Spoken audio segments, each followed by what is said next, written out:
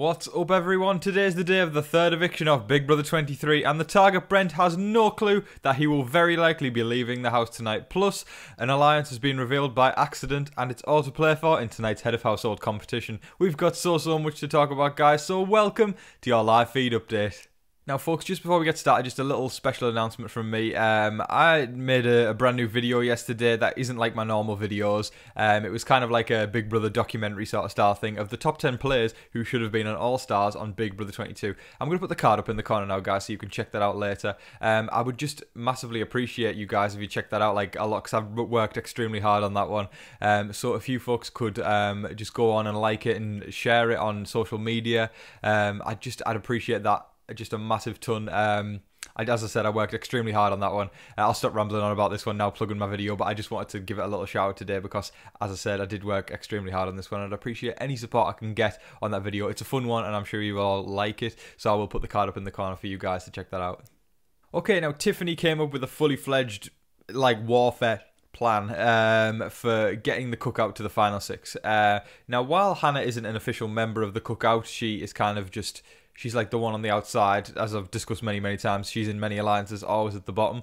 But Azah did accidentally reveal the Cookout name to Hannah, and she didn't really do anything, I think. But I have no doubt in my mind, it's at the back of Hannah's head going, Cookout, I haven't heard that name before. That's definitely an alliance that I'm not in.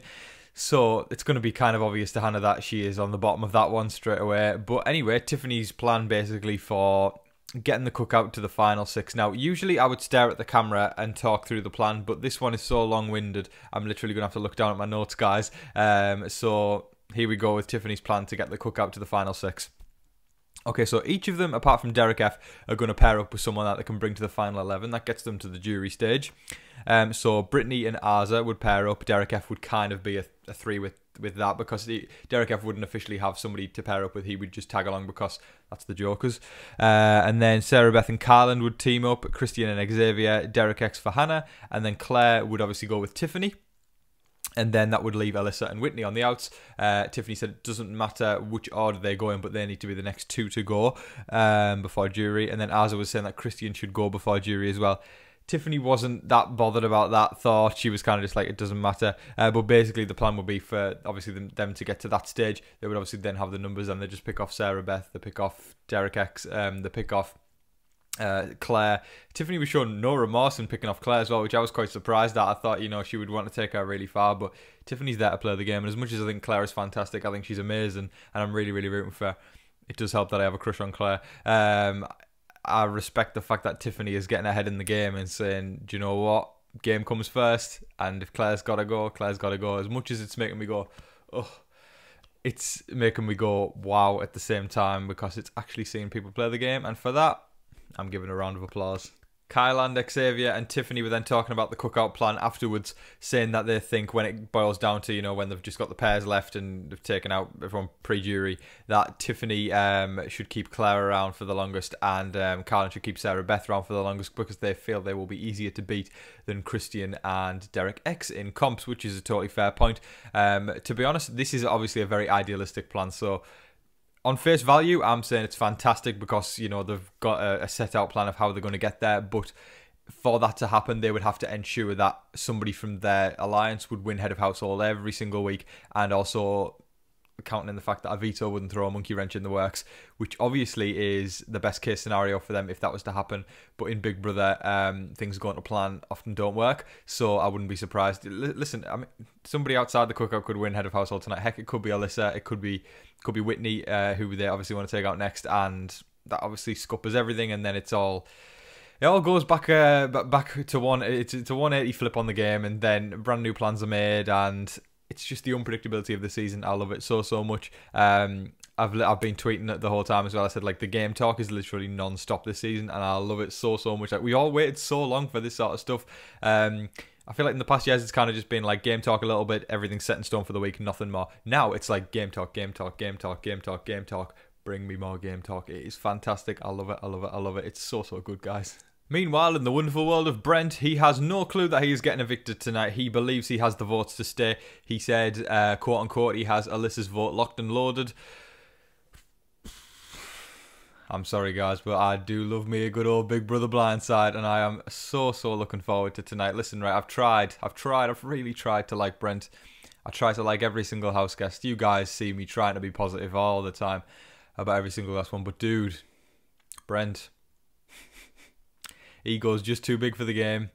I don't understand. Like, I saw Janelle as well tweet yesterday. She put something along the lines of, you know, he needs to learn to read a room, because if he doesn't realise that he's going, that's just preposterous, basically. That's a big word, preposterous. I don't usually use big words like that, but preposterous it is, guys. How Brent doesn't realise that he is the target. Or, well, I think he realises he's the target, but he doesn't realise that he doesn't have the numbers. I mean, take a hint. When everybody was picking him in the ball arena, I'm going to take on Brent. Like, listen, if he'd stayed in longer, everybody would have picked Brent until he was out. Just take a hint.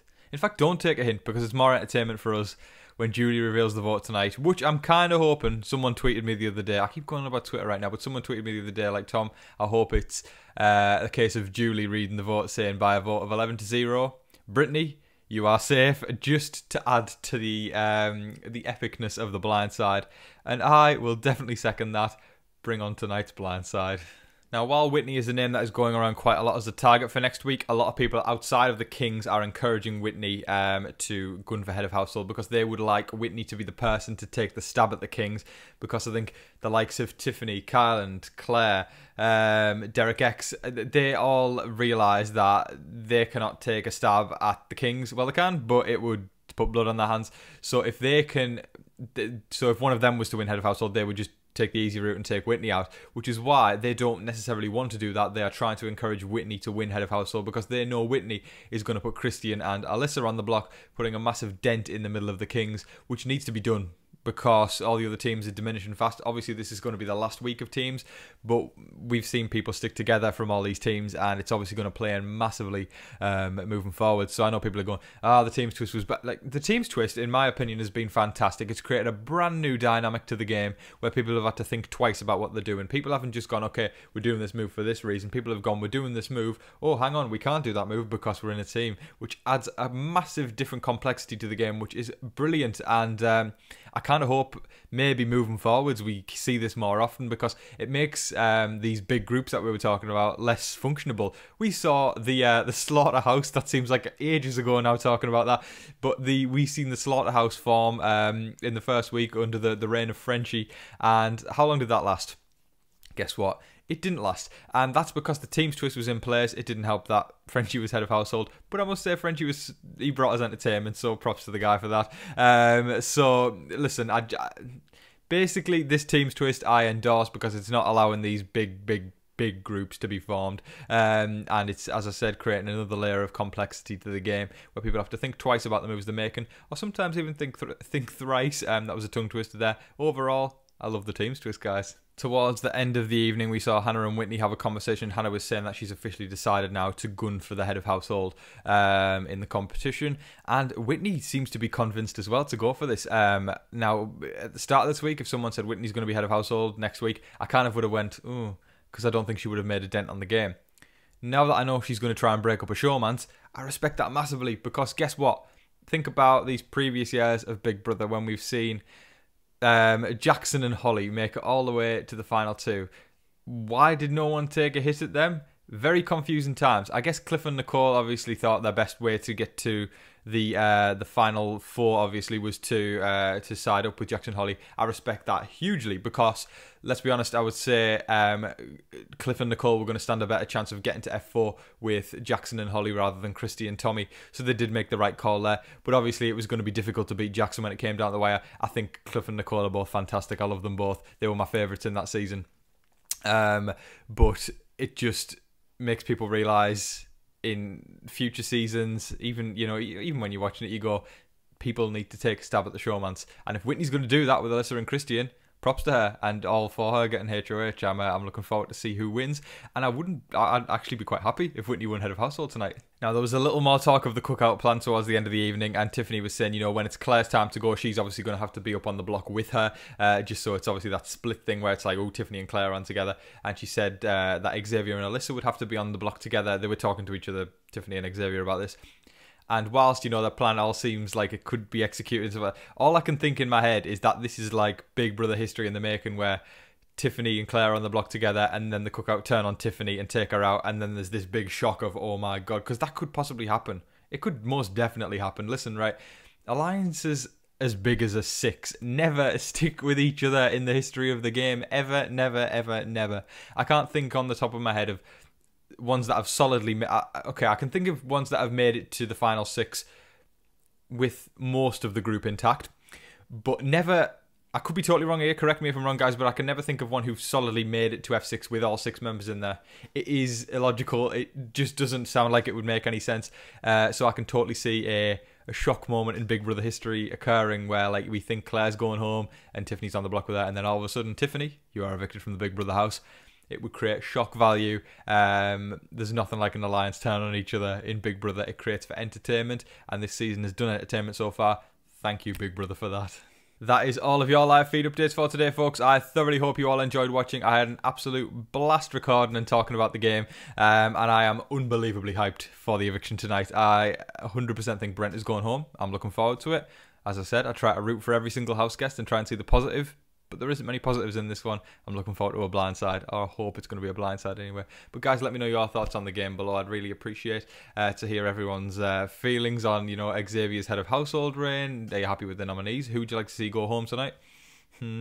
But guys, again, I just appreciate every single last one of you here. I'm going to give a little shout out again to the new video that I've done, guys. I said it at the beginning of the video, but if you didn't catch it, or you skipped forward or anything like that, and also maybe I'm just saying it again because I'm really, really proud of this video. I did work really, really hard on this one. It's the top 10 players that should have been on All Stars 2 and BB22. Please check that video out, guys. I worked extremely hard on it. If you guys could go on and like and please share it on social media, just give it any support that you can. I would appreciate it massively. As I said, I put a huge amount of work into it, and I'm really, really proud of it. So if you guys could check that out, I'd appreciate that very much. Sending love to you all, and love and support. I feel like so many YouTubers do that. I'm just jumping on board with it. But anyway, guys, I really appreciate you all. I hope you're all staying safe, staying positive, and staying healthy out there. Remember to be kind to one another. But in the meantime, please don't forget to like, share, comment, and subscribe. Do all of that stuff.